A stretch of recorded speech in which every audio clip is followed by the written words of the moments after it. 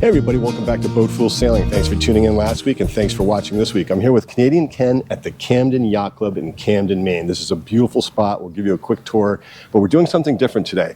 We are having a conversation with Jan Taft, and the author of this amazing book. I mean, you will see this on every boat in Maine that we go on. If you're cruising, this is the guide, this is the Bible. So we thought, let's go to the source and talk about how this came about. Exactly. What a great idea you had, Ken, because like you said, we see it everywhere. We have like 3 or 4 copies of this. Bunch of copies, yeah. And this book has been in print since 1988, and as Ken said, it is the Bible of Maine coast cruising. So we're going to sit down with Jan Taft, who we consider to be the matriarch of Maine coast cruising. So let's go have some fun. All right, Jan, well, welcome, and thank you for coming and meeting with us today at the Camden Yacht Club. We're so psyched to have you here, and we're both really nervous because you're a celebrity to us. So welcome. Thank you so much. It's a real pleasure to be here. Well, this is a really special place. We're up in what's called the, is this the Crow's Nest? Crow's Nest, right. And the Camden Yacht Club has been here forever. So it was actually built, or the land was bought in 1904 Wow. by Cyrus H.K. Curtis, Curtis Island. who was the publisher of Ladies' Home Journal and Saturday Evening Post. No kidding. Yes. Did not know that. Wow. Very wealthy summer gentleman. Yep. And so this was a lime kiln. Okay. So it was built For business. for Lindonia, Curtis's yacht. Oh. And it really was like his boathouse Okay. to accompany, when he was in town. Interesting. Right. And there were 2 other gentlemen, Chauncey and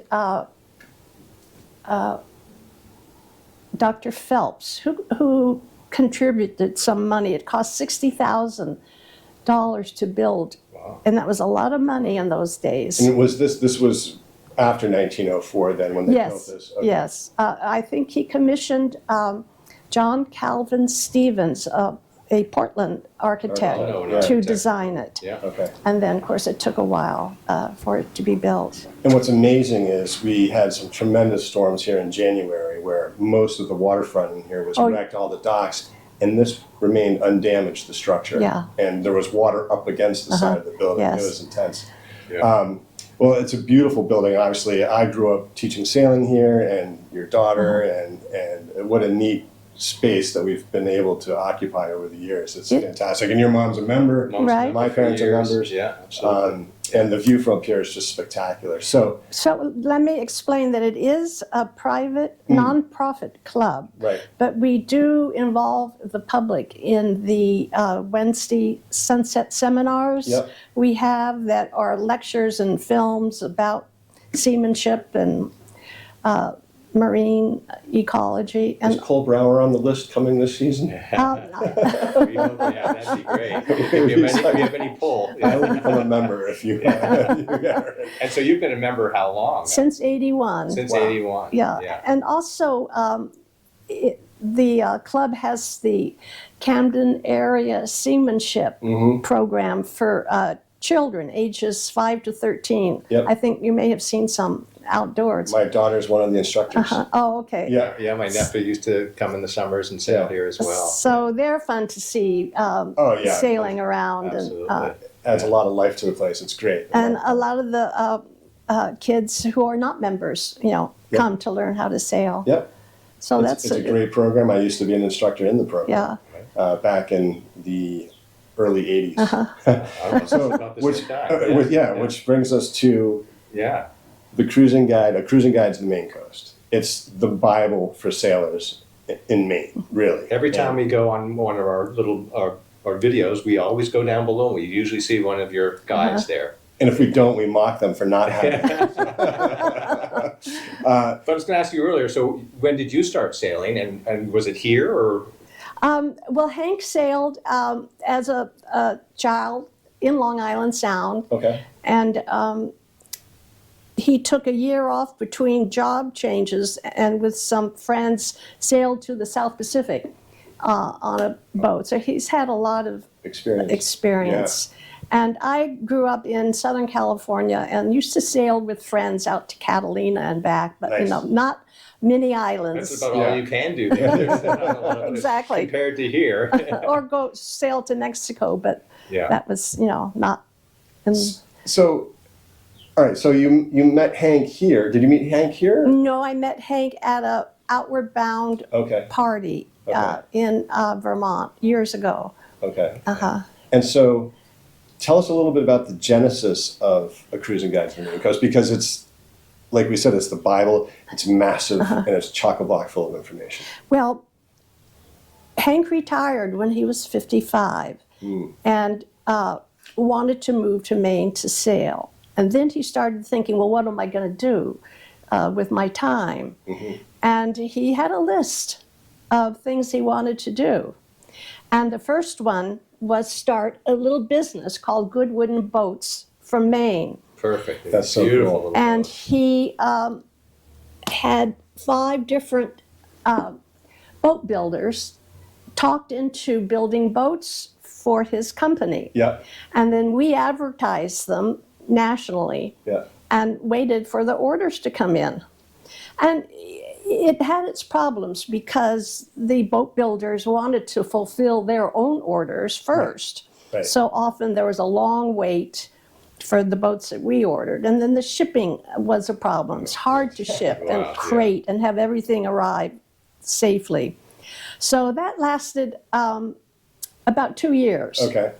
And Some then beautiful boats in there. We'll show Yeah, some we'll pictures. definitely show some Yeah. images of those. They're fantastic. And then after that, he went to the second thing on. Of course, these were all his lists. Right. I was an RN, busy working at the time here in Knox County. Okay. And so his second item on the list was a cruising guide to the Maine coast. A simple thing. There have been other great Mm-hmm. cruising guides. The Duncan and Ware book with Roger Duncan's wife Mary did all of New England. Yeah. And a very early cruising guide by Mr. Carter in 1895, is delightful, but not very inclusive. Yeah. So it really hadn't been done exclusively Maine. just for Maine. Just for Maine. So And You did, I was going to say, you did it a little differently rather than, these are, Roger Duncan's is basically verbal descriptions. right, and a lot of history. And a lot of history, Uh-huh. where yours is more specific, and I love it because it's visual, the graphics and stuff. Was that intentional to do something that way? Yes, yes. Yeah. And just to add on to that, when you say just Maine is 3,000 Right. miles of coastline, which is the same distance from here to California. So it's not, well, it's just Maine, it's a piece of cake. It's a long, hard process to make a book. It is, and up many of the rivers. Yeah. And Yes. so how many years before you thought you had enough sort of information to kind of put together a guidebook? Well, it took 3, once we got a contract from International Marine, Publishing, yeah. we really got going. Got the boat ready, started mapping out, starting from west to east. That was one of the Yeah, that's questions. one of the questions, so you sort of worked How do your you- way how up do you- there. So we sailed down to the Isles of Shoals and Sure. just started. Started. Wow. So it begs the question, what kind of boat were you on? We were on a 43-foot Hans Christian, Oh, beautiful. double-ended, Yep, and a ketch. yep. Very beamy, very comfortable, drew 6 feet. Okay. So, You you could had, get into some places, but yeah, that's pretty, not all of them. no, yeah. that's a pretty decent draft for around Yeah. here, 6 feet. And you were sort of a young couple then. Did you have children during this?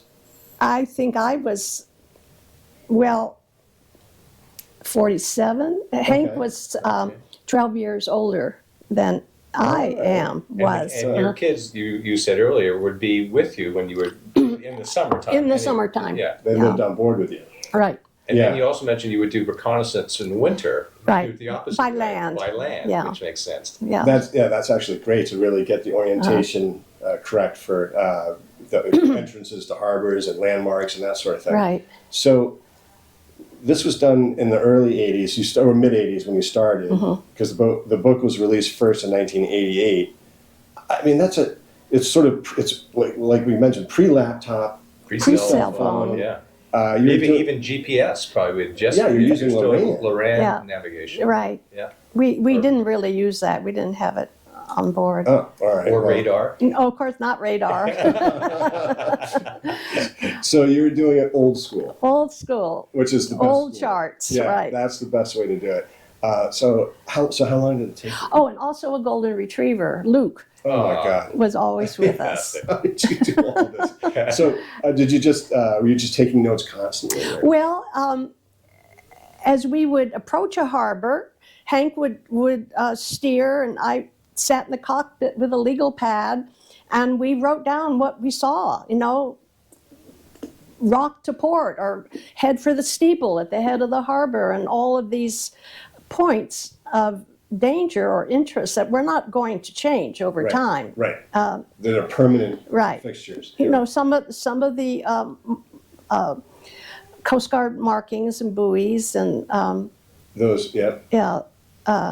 So it was just a lot of concentration on what you saw. So I must imagine your organization skills are pretty sharp. Well, each anchorage had a file, a manila file, and usually a sheet or two of legal paper inside from our notes. Yeah. And then, so we just kept, we had to work constantly because the season, was Right, going to short end, season, right? yeah. Fairly short season. So we just wrote everything down that we saw, and when we got home, at last, there were word processors. Yeah. So you could put everything on a word processor. And for the second edition, there was a laptop on board. Okay. So you're right in Technology. that change. Okay. Except Yeah. we still had to go ashore to charge it. And we Right. would leave it all night in the office of the harbor The master headmaster, or sure. something. Because solar was really not a thing No. back then either. Either, Right. yeah. So each harbor, cove, anchorage had its own manila envelope, and it must have taken years to assemble this. I mean, Well, it did. yeah. And we had a lot of help from the folks at International Marine. Would that be Molly Mulhern? Molly, Yeah. Kathy Brandis, Okay. Cynthia Bourgeot, Wow. very smart women Yep. who really organized. Yep. Now, we came up with a 5-star rating system, Okay. but how to precisely get things Lay it out. was and- up yeah. mostly to Molly. Yeah. And did you start it with let's just start the book now, and did you expand it over time? More detail? We or- went as far as Passamaquoddy Bay and the St. Croix River. Okay. And then Curtis Rindlaub has expanded into Canada, the St. John River, and also improved the charts greatly. Right. After Hank died in 1991, the same year that the second edition came out, I was casting about trying to find someone who would be interested in taking it over. And I tried to sell financially, Yep. and I couldn't get a deal with anyone. And so I figured I'll just find the very best person Yep. and hand it over. Yep. So, and I got a call one day from Dr. Bob Furman, who said that he had a nephew, Curtis Rindlaub, who lived on Peaks Island Yep. in Casco Bay, had a sailboat, and was a good writer. He had written many articles for Wooden Boat Magazine. Sure. Sure.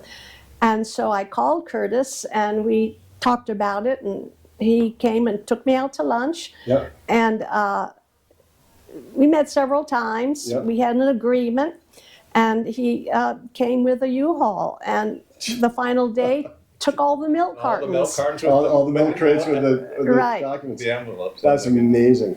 And so we should note that the book is in its sixth Sixth edition. edition. Right. And from the research I did, more than 50,000 copies in print. That's a lot of sailors.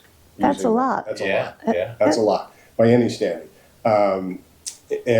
Just, it's like we said, we just see it everywhere. So it's still in print, or you can still get it. Right. Yeah. Yeah. And I've seen prices for used editions ranging from $45 to $2,200 just as of this morning.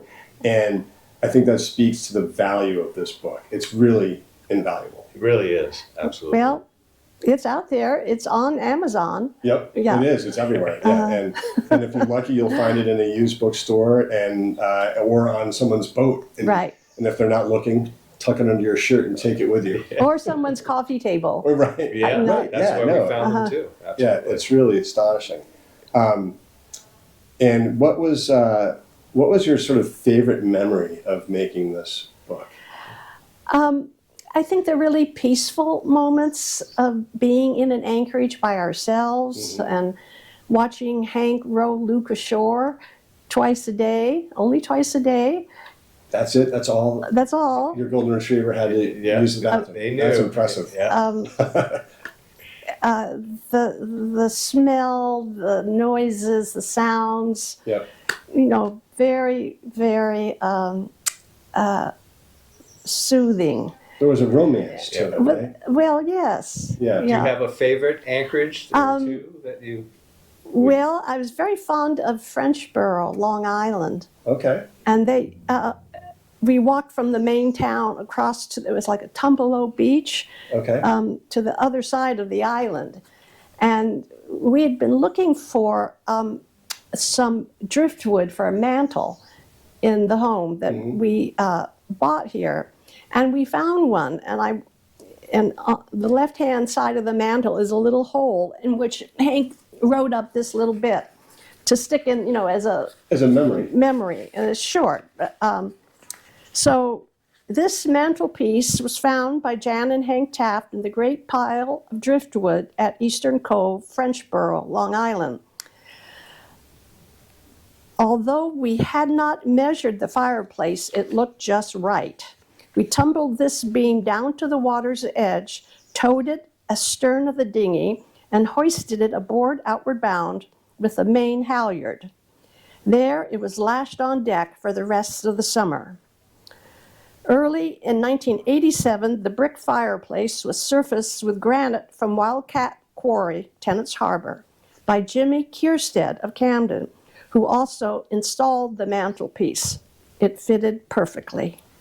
Fantastic. And we'll have an image we can show you. Yeah. Yeah, that's amazing. That's fantastic. And a lost art of doing things like this, of keeping memories and tucking them in places. And, Right. Because we all think we're going to remember every detail of everything, and it's so quickly it fades. So that's really, really special. That's very cool.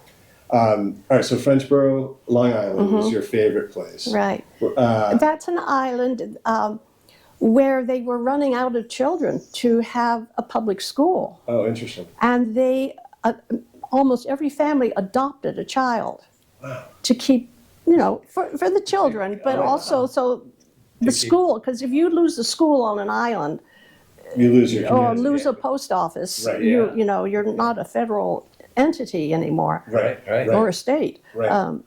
Interesting. Yeah. So though, just sort of one of the things I was going to ask is how have you seen things change over time? And maybe that's one of those things you have to keep an eye on. I mean, there's issues about the ferry service to Vinyl might be delayed this year because they don't have the staff. So those kind of changes. That can be is a seen. problem today. Yeah. And it's getting on a Main State ferry is often you have to park your car the night before Right. Yeah. to get in line. To get off an island, you've got to make sure you get your right number. And, Right. Yeah. It's difficult, and newcomers really need to be aware if they have to be at work Monday morning. Right. Yeah. That's right. That's a problem. And sometimes the ferries are used as ambulances. Yep.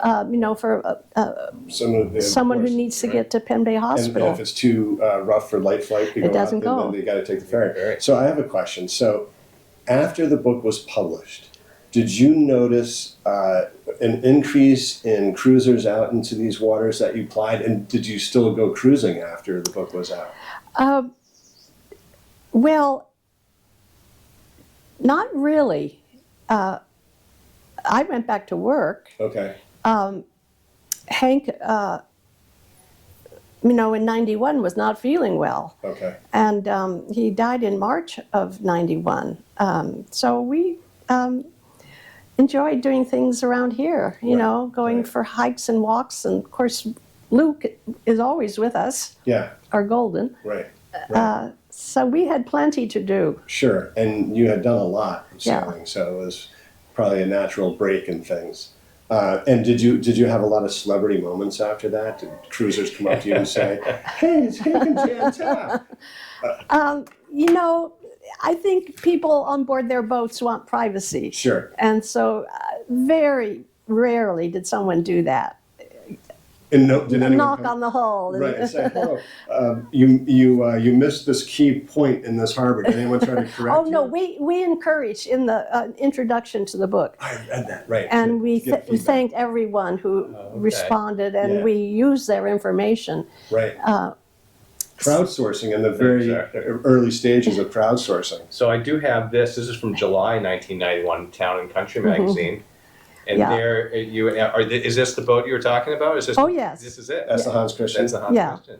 Okay, that's a great shot. Yeah. We'll put Yeah. a close-up for Your you. grandmother's in here as well. My Yes. grandmother and some other well-known. John Ames is in here, and all these other people. Right. Did you say John Scully was in there? Yeah, and Neil Welliver in here, and there's your grandma. So these are interesting, and there's the Dodges. So yeah, you were part of the whole crew here in Camden. That's amazing. Yeah. The Camden pack. Right. Yeah. Well, also during the second outing for the second edition, I kind of made some requests that number one, we get a windlass, Yes. because that makes good sense. anchoring 4 or 5 times a day and pulling up the anchor, Absolutely. very hard. I didn't do that. Hank did all of I that. was going to say. Yeah, that'd be mean. But I was the one who took the painter and landed on every dock. Yeah. And I think that's why I had to have a new knee. Jumping off onto the docks. Really? Yeah. Because I always landed on my right. Oh yeah. Yeah. That could be. Yeah. But also, I needed to get a Dodger. Right. We were just totally exposed all the time to Yeah. the sun. Yeah. And a heater. These are all just very common sense. Going out, You're going late. out in late in the season. Late and season. it gets chilly. Yeah. So some improvements were made. How early in the season did you start and how late did you go? Oh, we started, early, close by. Yeah. We wouldn't go overnight until it got warmer or the kids were out of school. Are you talking like April or May? May. Early May? Yeah. Yeah. And then late into October? Late into October. Yeah, Yeah. wow. Wow. Yeah. And did you have any really scary moments out there? Well, not scary, but we didn't move in the fog. Mm-hmm. And if the fog came or heavy rain, we would head for the nearest anchorage. Yeah. Yeah. No, Maine is not forgiving, It's Right. not. No. and there are a lot of rocks. And I had the misfortune several times of running over the anchor line, which and fortunately I did it out opposite Hurricane Island. And at 64, I really didn't want Hank diving Yeah. to Foul. Yeah. so he rowed ashore and got one of the instructors from Hurricane who had a wetsuit, and he came out and helped us. Do you find that I found the sailing community so giving Oh, here, isn't it? right. Really, you can people are so friendly and so giving, and Totally but agree. also understand your privacy too, which I think is really Right. important. Yeah. Right. Yeah. I mean, the lobster pots out here and all that stuff. But so if you'd been writing this book last summer, you wouldn't have gotten very far because it was foggy the entire Foggy. summer. I mean, and now, luckily, with the advent of radar, I mean, it's made things a little bit easier that way. But Yeah. it's amazing that you did it without Loran, just with paper charts and without radar and GPS. It's crazy. It is crazy, but we had there are great historians who and environmentalists. I'm thinking of Philip Conkling, who helped us a great deal, and the man who started the puffin colony Oh, yeah. out on East Yeah. Seal Rock. Yeah. Yeah. Cress is it his first name? So we weren't timid about asking for help Yeah. from people who knew more than we did. Right. Yeah. And I'm sure they were happy to help. Very, Yeah. yeah. That's fantastic. What's your thought about the state of sort of public versus private? I know there's lots of like the Island Trail Association, the change over time. Have you Right. seen that's been good or bad for the cruising world? Our policy was to really respect owners' rights. I have friends here in town who own an island off of Stonington. And next to their island is an island that says, "Welcome, come ashore. Please don't use shampoo in the quarry." Yeah. Right. Right. But the owners of the other island, which I won't even name, did not want to be in the book, Yeah. Interesting. even though they were personal friends. Yeah. They wanted to have their. Right, their Obviously. own piece of paradise. Yeah. Interesting. And that's my favorite part of the world here, Merchants Row. Merchants Row. Merchants Row. It's Okay, so that's beautiful. a good We were bit in of intel. McGlathery last year, and McGlathery that was in that area, fantastic. we Yeah. love it Yeah. down there. I have a little paragraph from the book just about Merchants Row. It's short.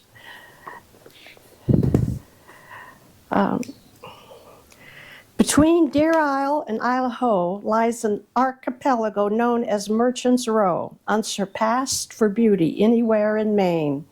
There are 30 or 40 of these islands, all darkly wooded and fringed with white and pink sloping granite shores.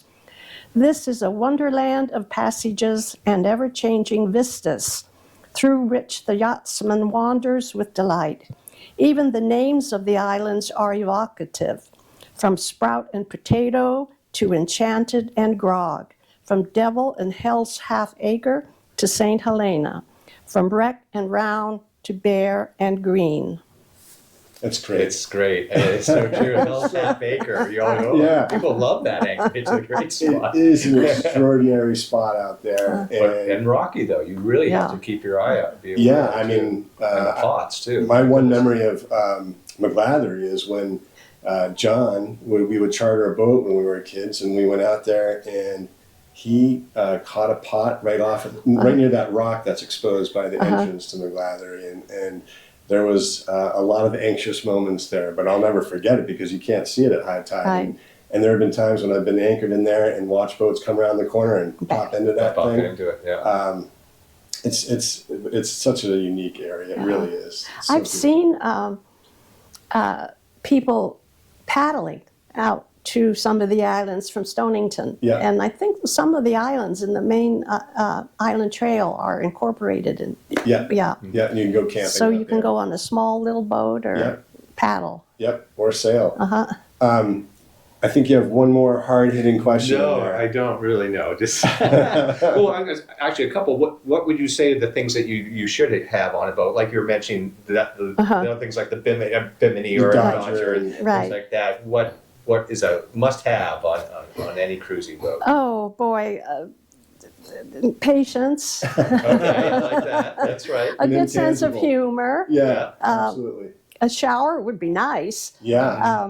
Even with hot water, but we didn't have that, of Yeah. course. And Sense of adventure. right. Yeah. And we just had an ice box. We didn't have refrigeration, so it was a lot of long walks with big, Bags of filled ice. with ice. Oh wow. Arguably, things have gotten easier Uh-huh. in this day and age, and so it's even more commendable what you did to give this gift to all of us. Really. Well, Yeah.